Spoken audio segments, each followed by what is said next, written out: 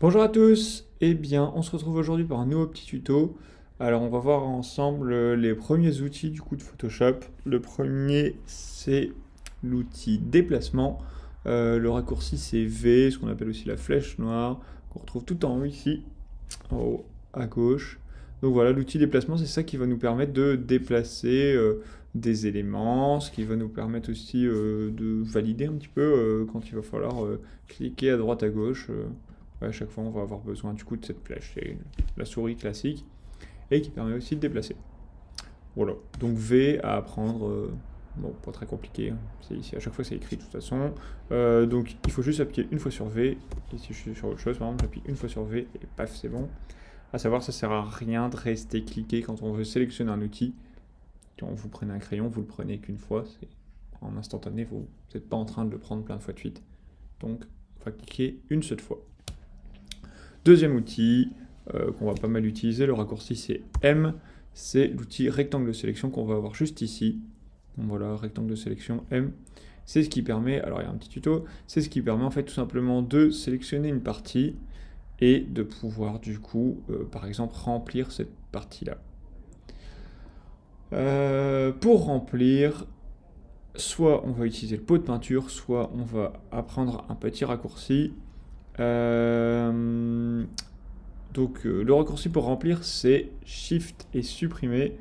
Donc Shift c'est le deuxième bouton qui est sur votre clavier à gauche, on va dire. Donc tout en bas à gauche, vous remontez d'un cran et vous allez Shift. Supprimer c'est soit sup, le bouton sup, soit retour un petit peu, celui qui est juste au-dessus de entrée. Donc, vous faites Shift et supprimer, vous tomberez sur remplir, qui est ici. Et là, du coup, il me propose de remplir avec pas mal de possibilités. Nous, on va en utiliser que 3 pour le moment. Ces 3-là. La couleur de premier plan, la couleur d'arrière-plan et la couleur. Donc là, on va cliquer sur couleur. On verra les deux autres juste après. On va cliquer sur couleur. On va choisir une couleur, peu importe. On fait OK. Et on fait OK. Là, ici, on se met bien en mode normal. On laisse bien 100% d'opacité. On verra tout ça plus tard. On fait OK. Et voilà, c'est rempli. Donc Shift supprimer, remplir. Surtout, à pas oublier. Pour le moment, il y en a 3. V, c'est le petit déplacement. Vous voyez, là, ça me permet de déplacer. M, c'est le rectangle. Et Shift supprimer, remplir. Le dernier qu'on va apprendre sur cette liste-là, c'est commande et D. Donc commande, je vous rappelle, c'est la sorte de petite fleur, c'est écrit commande ou CMD. Et D comme du taux.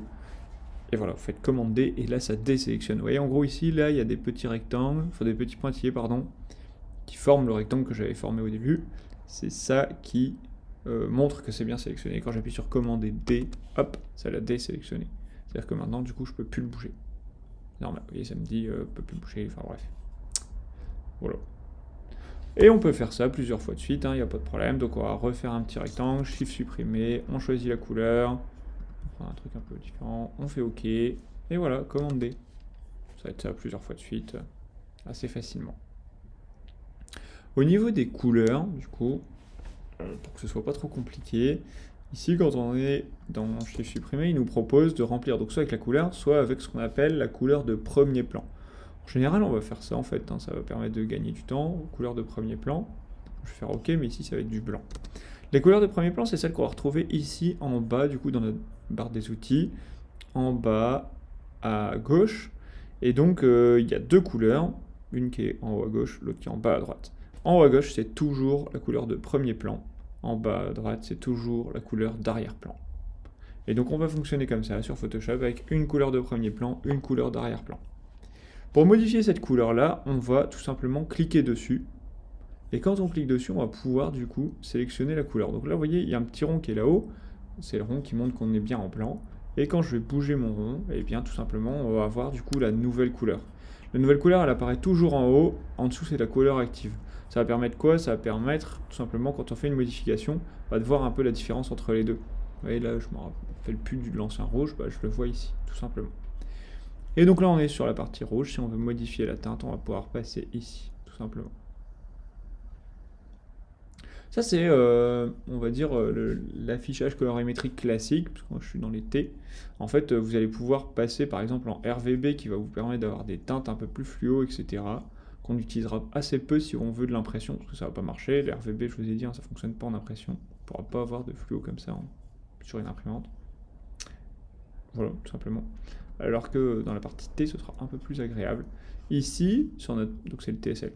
Ici, sur notre partie droite, on va voir, vous voyez, le CMJN. Ça nous donne tout simplement la quantité de, bon, en l'occurrence, quantité de bleu, quantité de jaune. Vous voyez, 100% de jaune et 80% de bleu, ça fait du vert, quoi. Bleu et vert, ça fait jaune. Le cyan, c'est un petit peu différent du blanc, du bleu, pardon, et comme le magenta, un petit peu différent du rouge, mais dans l'idée, c'est ça.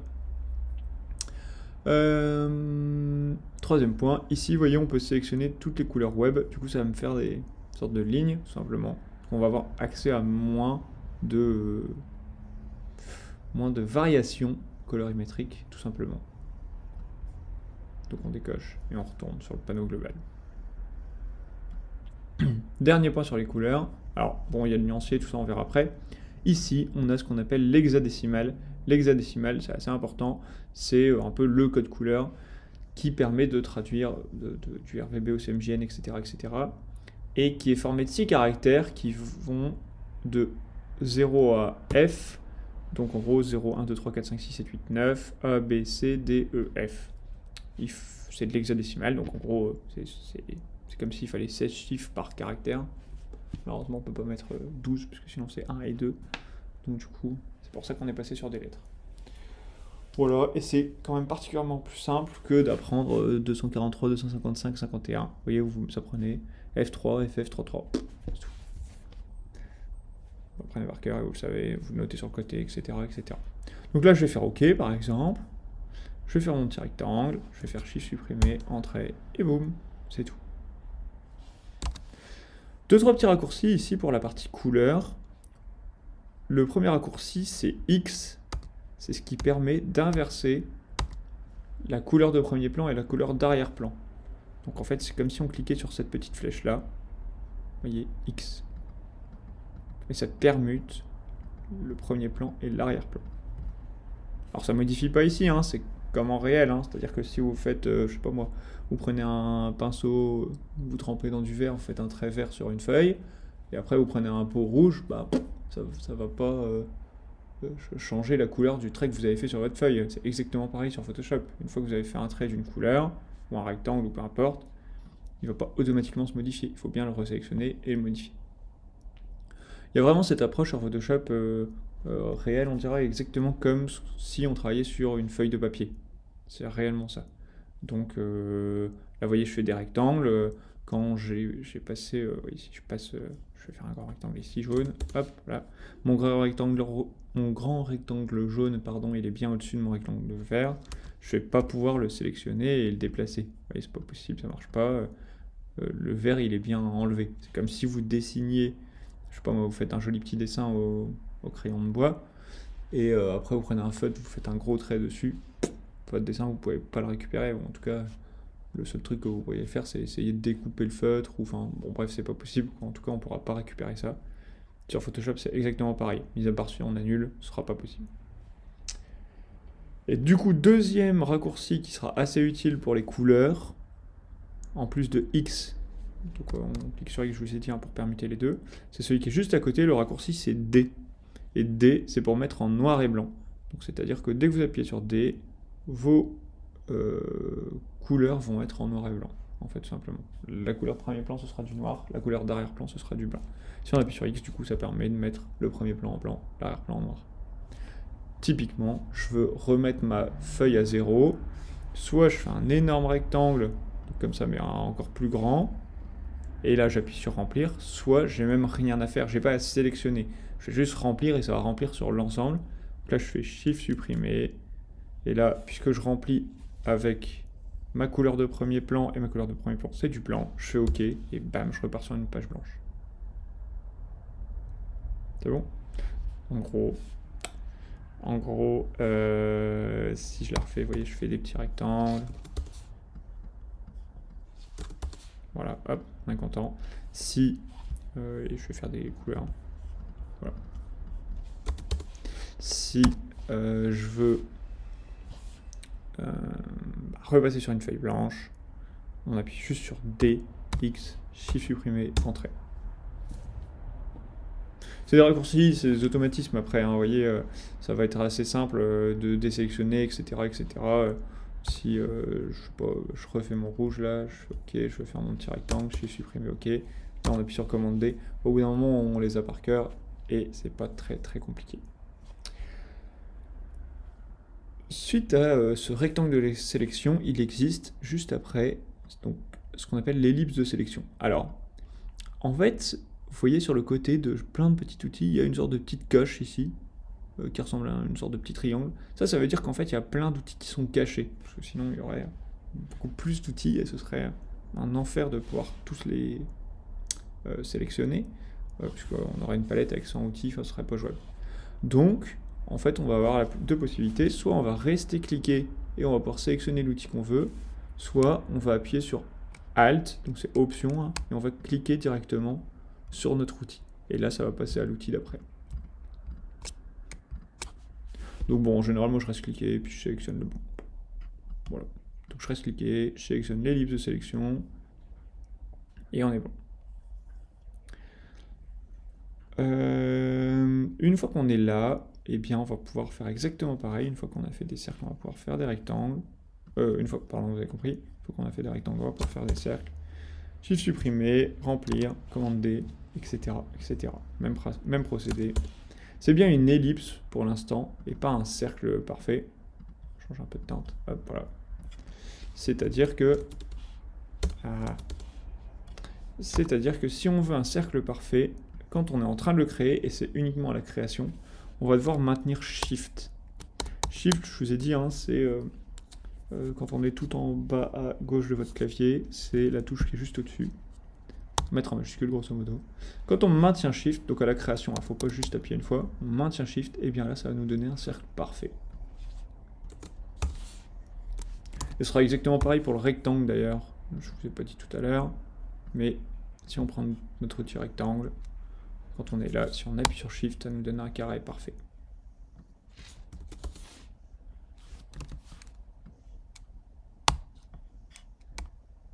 À savoir aussi au niveau de la création, si en plus de Shift on maintient, ou alors indépendamment, hein, si on maintient Alt, vous voyez quand on crée un rectangle, pour le moment ça le prend du côté en haut à gauche, et bien si on maintient Alt c'est l'outil option, voilà, quand vous maintenez Alt, tout simplement, et bien vous allez créer votre rectangle à partir de son centre, ou le cercle, hein, c'est pareil. C'est-à-dire que là, vous voyez, quand je crée mon rectangle, ça se modifie des deux côtés. La différence par rapport à si je fais ça. Donc là j'appuie sur Alt, je reste appuyé sur Option du coup, hop, je crée mon rectangle. Ce qui est pratique si on connaît le centre par exemple ici, ou si on veut que, je sais pas moi, on crée un nouveau cercle à partir de ce centre là. Mince, je me suis trompé, hop. On crée un nouveau cercle à partir de ce centre là. Et bien tout simplement on va appuyer sur Shift pour que ce soit un joli rond, et on va appuyer sur Alt pour qu'il soit à partir du centre, enfin du coin.